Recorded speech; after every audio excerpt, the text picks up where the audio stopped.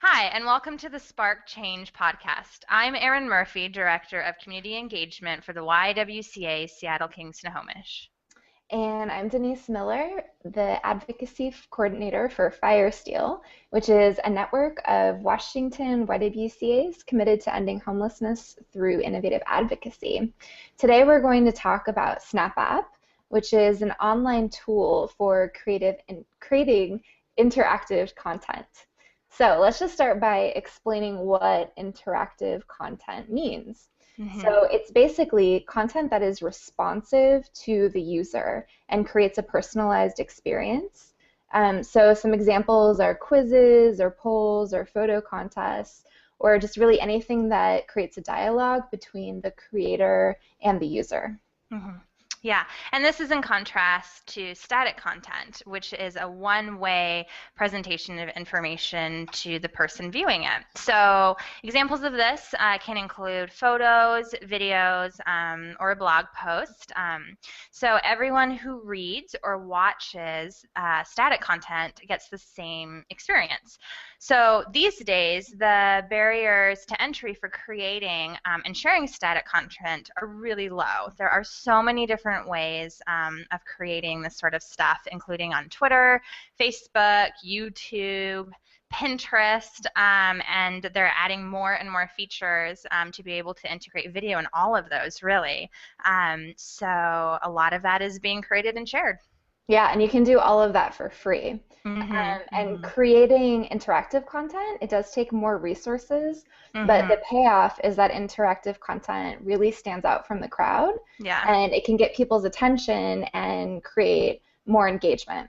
And with the right tools, which we're going to talk about today, creating interactive content actually is accessible, Yeah. even for cash-strapped nonprofits and advocacy organizations. Yeah. So at Firesteel, we've used the SnapApp tool to create interactive quizzes aimed at raising awareness about the intersections between homelessness and domestic violence.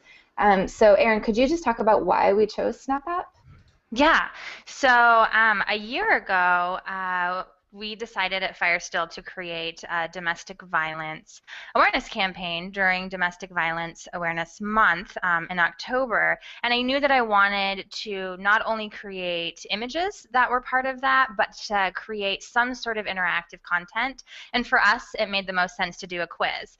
And at that time, I had no idea where to even begin to do that and create something that could be easily shared out on Facebook, for example. So my husband actually is the one that first told me about SnapApp.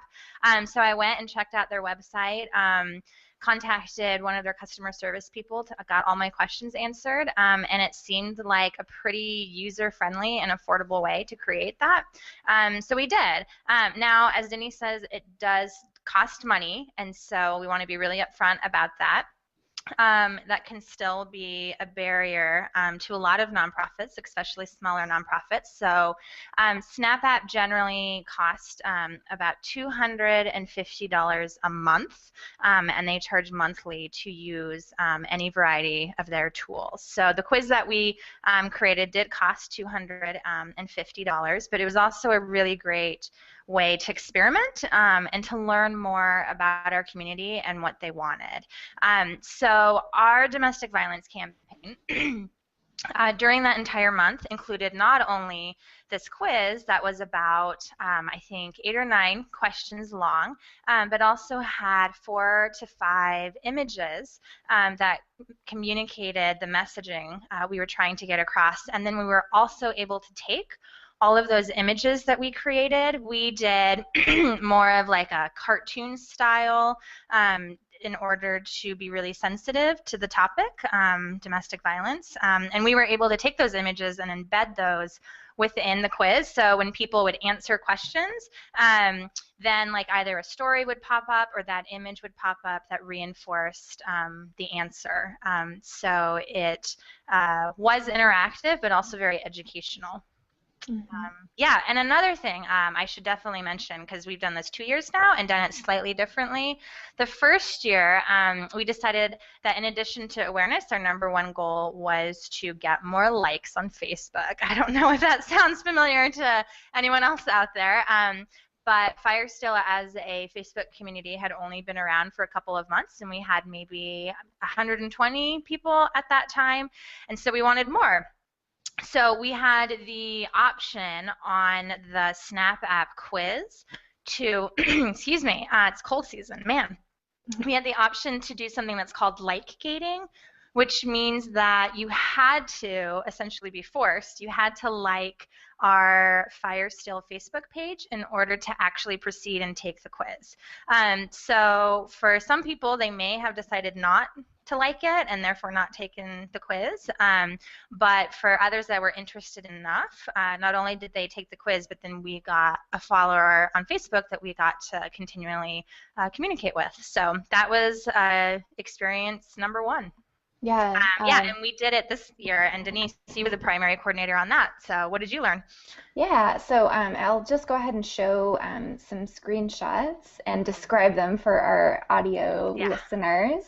Yeah, so that's what welcomes you into the quiz. And so we had some drawings used for this campaign as well. And the lead was 1 in every 4 women will experience domestic violence, which often leads to homelessness. And so on this, this splash page, you just get invited to join the quiz. So here's the landing page is really awesome. Yeah.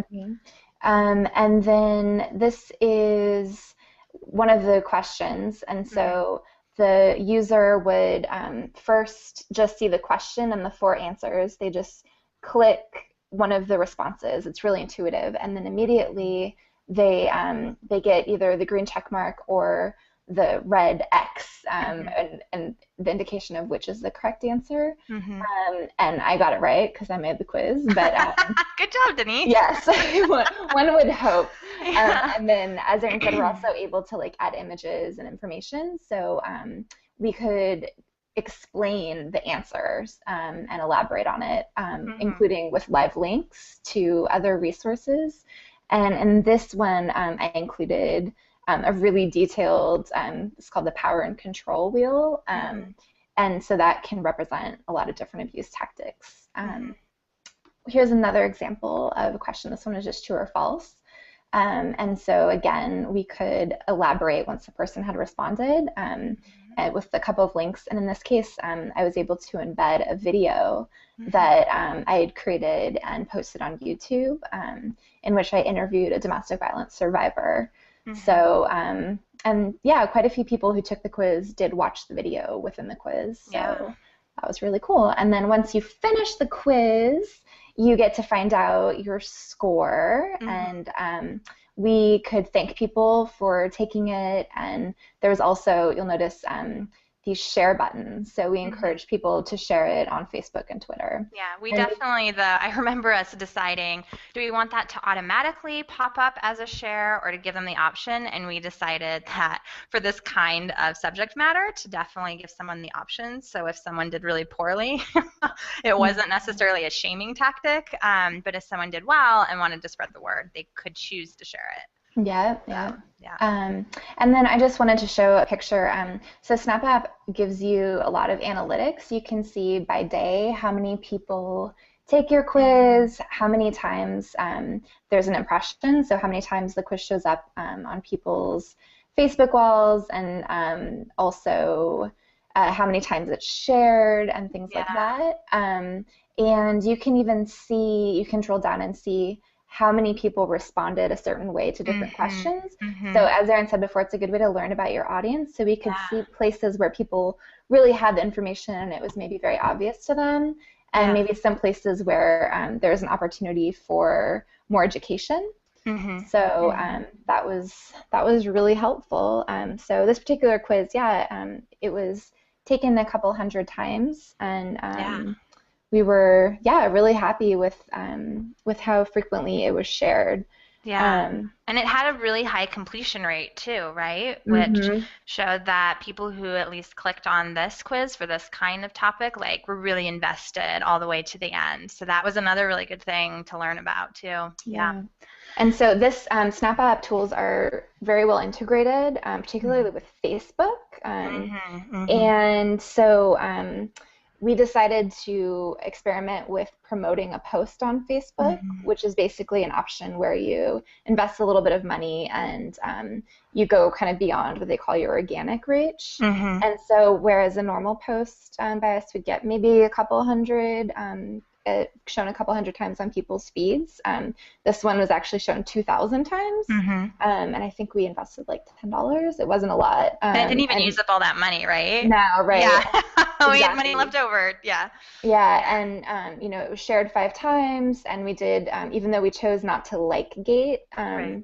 this campaign or this quiz, we did get a lot of new likes just because Yeah, people we liked the did. content and Mhm. thought that they wanted to continue knowing what we're producing and sharing. Mhm. So yeah, that went really well, and so just a couple of other examples that I've seen that who uses SnapApp is PBS. Mhm. They've made a lot of quizzes, and I've Mhm. seen them do a lot of personality quizzes, which Mhm. Yeah. kind of reminds me of like I don't know if you read like Teen Magazine or like Y&M and Yeah. stuff, but it's always it's like what kind of athlete are you or whatever, and Yeah, so or a they lot of gaming companies do that too. Like, what yeah character are you? Yeah, yeah definitely. exactly.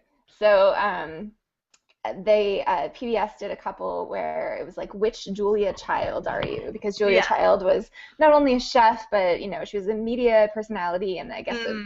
a spy at one point for the predecessor of the CIA, and so Yeah. yeah so they did that to just kind of build excitement around Julia Child's birthday celebration and Yeah. remembering her, and How then fun.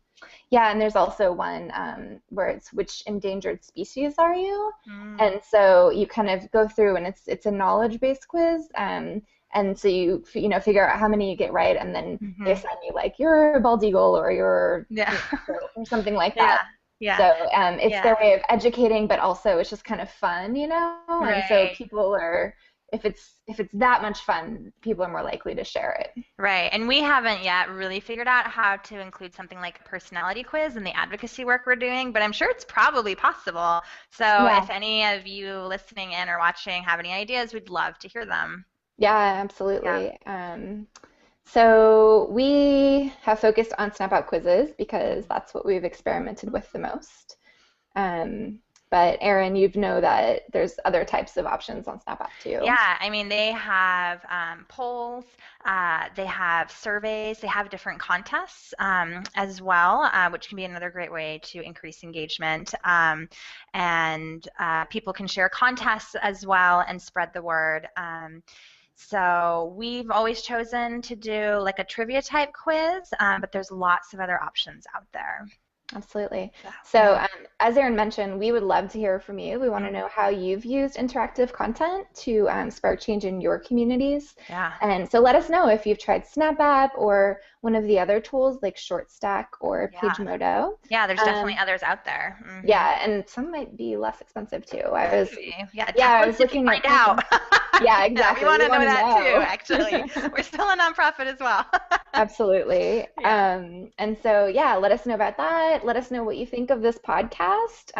It's still new. We're still shaping it and trying to figure out what you want to know, what we should talk Yeah, about. definitely. So, yeah, just visit the website. It's firesteelwa.org.